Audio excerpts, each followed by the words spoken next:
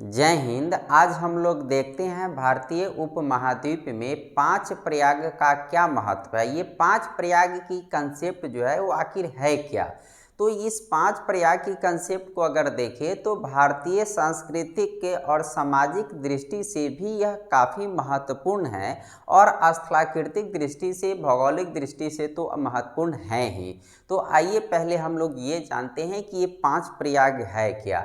तो 5 प्रयाग की अगर हम लोग बात करें तो सबसे पहला प्रयाग जो है हमारा वो है विष्णु प्रयाग। उसके बाद दूसरा जो प्रयाग है वह है नंद प्रयाग। उसके बाद तीसरा प्रयाग जो है वह है कर्ण प्रयाग और चौथा प्रयाग है रुद्र प्रयाग और पांचवा प्रयाग है देव प्रयाग।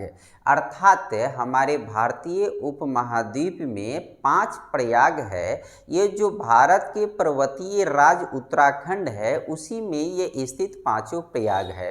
प्रयाग क्या क्या मतलब होता है? प्रयाग का मतलब होता है दो नदियों का संगम, ठीक है ना। दो नदियों के संगम क्षेत्र को मिलने वाले जगह को हम लोग प्रयाग कहते हैं और यह प्रयाग भारतीय स्थलाकृति की तो विशेषता है ही, साथ ही साथ यह धार्मिक और सांस्कृतिक रूप से बहुत महत्वपूर्ण है।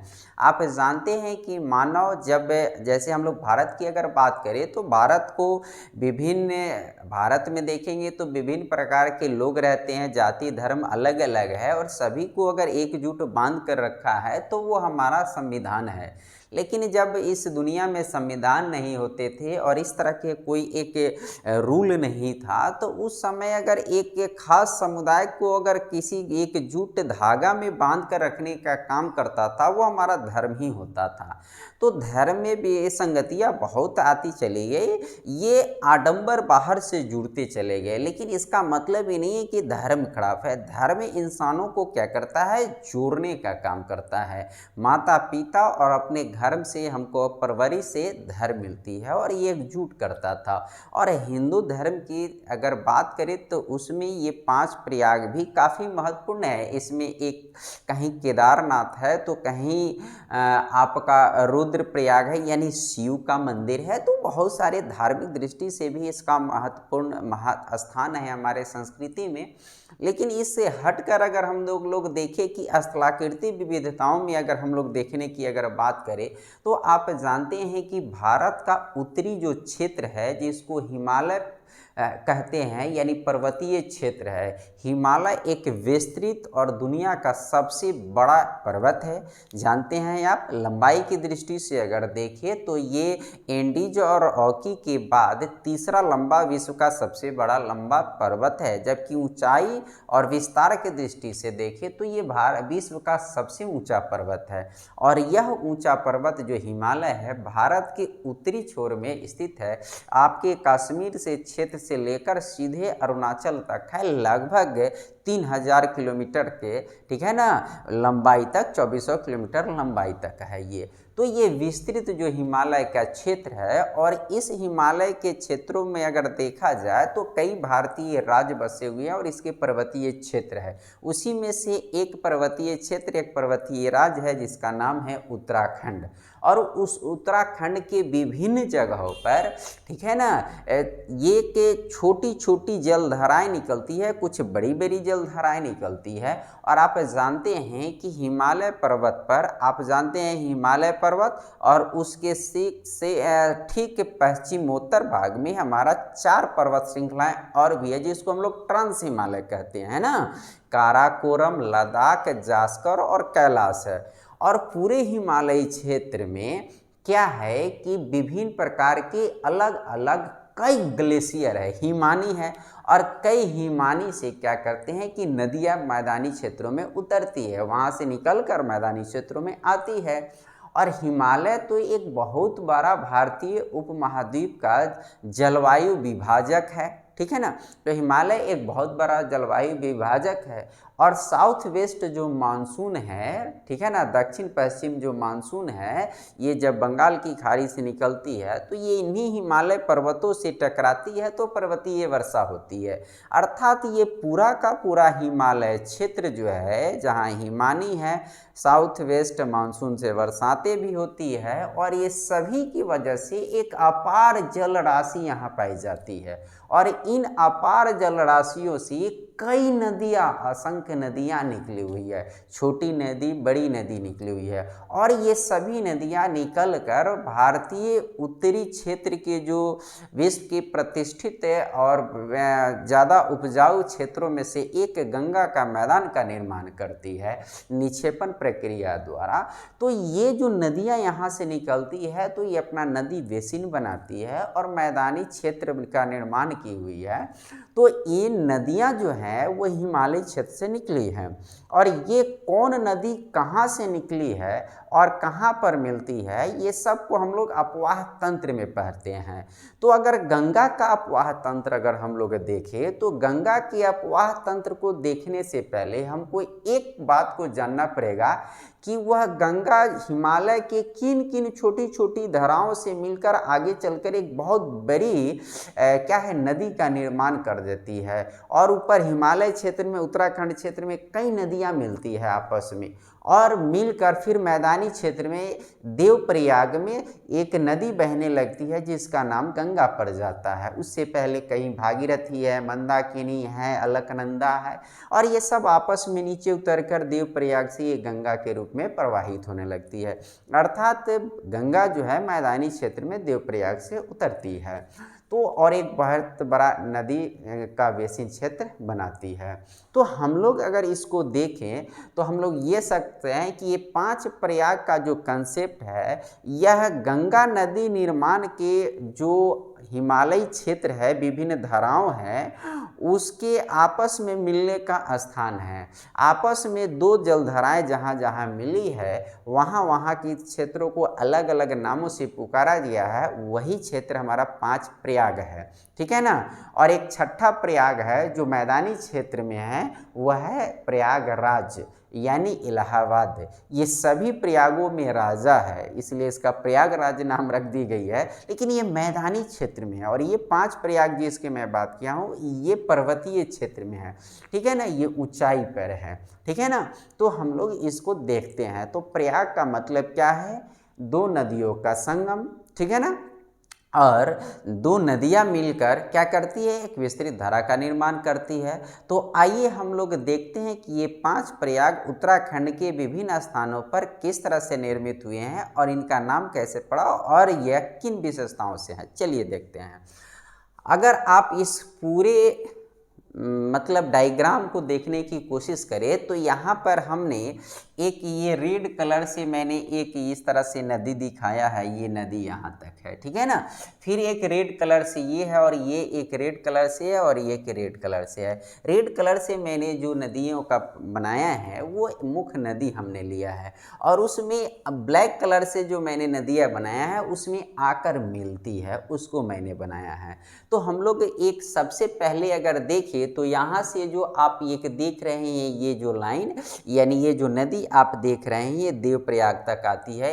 इस नदी का नाम है अलकनंदा नदी, और यह अलकनंदा नदी हिमालय के पर्वतीय क्षेत्र के संतोपंख हिमानी से निकलती है। कौन नदी, अलकनंदा नदी संतोपंख हिमानी से निकलती है। और इस संतोपंख हिमानी से थोड़ा सा आगे बढ़ने पर बद्रीनाथ चोटी है, ठीक है ना, और यहीं पर बद्रीनाथ धाम है। तो एक शब्द याद रखेंगे यहाँ पर, बद्री, ठीक है ना। बद्री का मतलब क्या होता है, ये 2 शब्द को समझ लीजिए, केदार और एक होता है बद्री, ठीक है ना। बद्री का अर्थ होता है विष्णु, ठीक है ना। बद्री का अर्थ क्या होता है, विष्णु, और केदार का अर्थ होता है शिव, ठीक है ना। केदार का अर्थ क्या होता है, शिव, और बद्री का अर्थ क्या होता है, विष्णु, ठीक है ना। तो यहाँ पर बद्रीनाथ धाम है अर्थात विष्णु भगवान का मंदिर है, ठीक है ना। और उसके ठीक नीचे इस अलकनंदा में एक सरस्वती जो छोटी सी नदी है, ये गंगा यमुना सरस्वती का नदी का बात किया गया वो सरस्वती नहीं, एक छोटी सी नदी अलकनंदा की सहायिका है, एक सरस्वती नदी आकर मिलती है। ठीक उससे नीचे और अर्थात दक्षिण की तरफ बढ़ने पर, हिमालय से नीचे आने पर यहाँ पर एक जगह है जिसको हम लोग विष्णु प्रयाग कहते हैं, और ये 5 प्रयाग का पहला प्रयाग है। और ये क्या है कि इधर से हमारा एक धौली गंगा नदी आती है और इसी धौली गंगा नदी में एक ऋषि गंगा नदी भी आकर मिलती है। तो ऋषि गंगा नदी और धौली गंगा नदी यहाँ पर आकर मिल जाती है और यहाँ से फिर ये आगे बढ़ती है। तो ये धौली गंगा नदी आकर यहाँ पर हमारा अलकनंदा में मिल जाती है और अलकनंदा में धौली गंगा नदी जहाँ आकर मिलती है तो ये दो नदियों का संगम स्थान ही विष्णु प्रयाग कहलाता है। और आप यह अच्छी तरह से समझ सकते हैं कि विष्णु प्रयाग है अर्थात यहाँ पर भी विष्णु भगवान का मंदिर होगा। तो यहाँ भी विष्णु धाम है, बहुत सारे यहाँ विष्णु भगवान के मंदिर है। और इससे ऊपर यहाँ तक नदी पर इसी गंगा अलकनंदा को हम लोग विष्णु गंगा भी कह देते हैं। तो आप यहाँ पर विष्णु प्रयाग को समझ गए होंगे। अब इससे आगे अलकनंदा बढ़ती है अर्थात इधर की तरफ मैदान की तरफ यानी पर्वते पर है लेकिन अभी दक्षिण की तरफ बढ़ रही है, ठीक है ना। तब इधर से एक नंदाकिनी या नंदका नदी कहते हैं, नंदाकिनी नदी आकर इधर से जो इस अलकनंदा की सहायिका है, सहायिका का मतलब होता है कि एक ऐसी छोटी नदी जो एक बड़ी नदी में जाकर मिलती है। तो ये नंदाकिनी नदी आकर यहाँ पर मिलती है तो ये एक प्रयाग बनता है। ये दूसरा प्रयाग है जिसको नंद प्रयाग कहते हैं, यानी यहाँ पर कृष्ण का मंदिर है, ठीक है, नंद जानते ही हैं नंदगांव। अब आते हैं इसके आगे थोड़ा सा बढ़ने पर एक इधर से एक लंबी इसकी सहायिका नदी आती है जिस नदी का नाम है पिंडार नदी, ठीक है ना। उस नदी का नाम क्या है? पिंडार नदी। और ये पिंडार नदी आकर यहाँ पर अलकनंदा से मिलती है तो इसको हम लोग कहते हैं कर्ण प्रयाग। आप जानते हैं कि दोस्ती का मिसाल अगर दी जाती है तो सुदामा कृष्ण की दी जाती है तो कर्ण और दुर्योधन की दी जाती है। तो वो जो महाभारत में आपने कर्ण के बारे में सुन रखा है उन्हीं कर्ण का यहाँ पर बहुत बड़ा मंदिर है और कृष्ण का तो होगा ही साथ में। तो कृष्ण का भी मंदिर है, कर्ण का मंदिर है और ये कर्ण प्रयाग कहलाता है।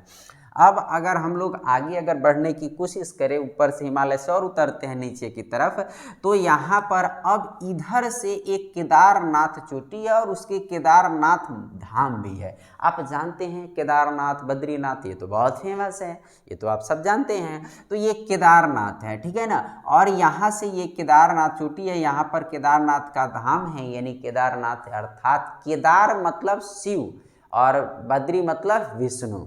तो ये केदारनाथ का मंदिर है, ठीक है ना। हमेशा यह याद रखेंगे कहीं भी कि अगर जानते हैं हमारे हिंदू धार्मिक और सांस्कृतिक तरीके से अगर देखें तो केदारनाथ और बद्रीनाथ दोनों अति महत्वपूर्ण तीर्थ स्थान हैं।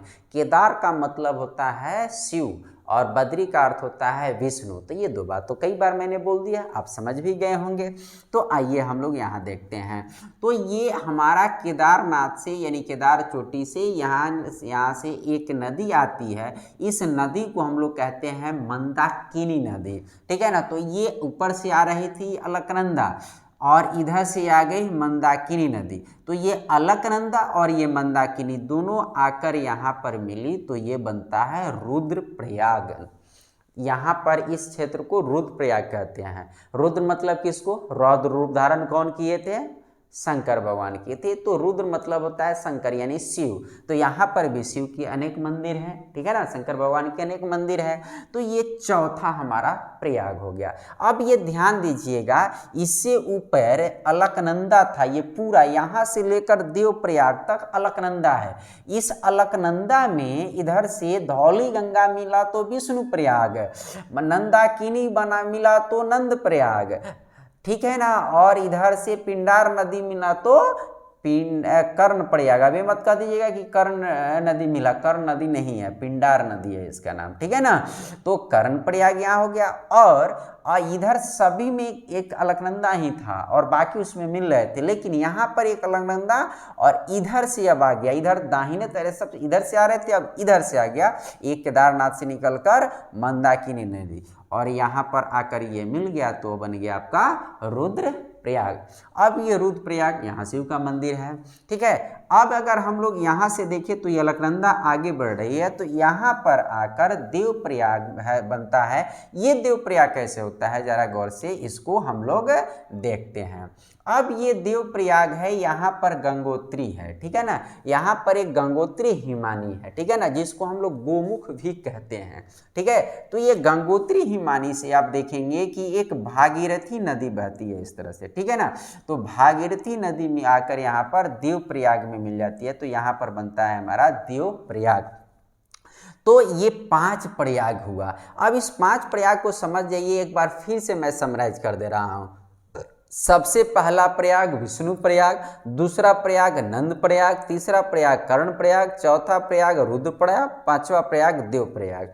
अब अगर किन किन नदियों से मिलकर बना है तो 1 2 3 इसमें अलकनंदा एक होगी, और अलकनंदा में धौली गंगा मिलेगी तो विष्णु प्रयाग, अलकनंदा में नंदाकिनी नदी मिलेगी तो क्या, नंद प्रयाग, अलकनंदा में कौन, पिंडार नदी मिलेगी तो कर्ण प्रयाग, अलकनंदा में आपका मंदाकिनी नदी मिलेगी तो रुद्र प्रयाग, अलकनंदा में भागीरथी नदी मिलेगी तो देव प्रयाग। यानी सभी तरफ, एक तरफ अलकनंदा है उसमें अलग अलग नदियां आकर मिल रही है और अलग अलग प्रयाग का, तो ये 5 प्रयाग हो गए। और पांचों प्रयाग जो है काफ़ी धार्मिक सांस्कृतिक दृष्टि से अति महत्वपूर्ण है, और भौगोलिक दृष्टि से तो है ही ये, क्योंकि ये सब मिलकर आगे चल के एक बहुत बड़ा जल प्रवाहित नदी अर्थात गंगा नदी का निर्माण करती है, जो भारत के उत्तरी मैदानी क्षेत्रों का यह निर्माण करती है निक्षेपण से।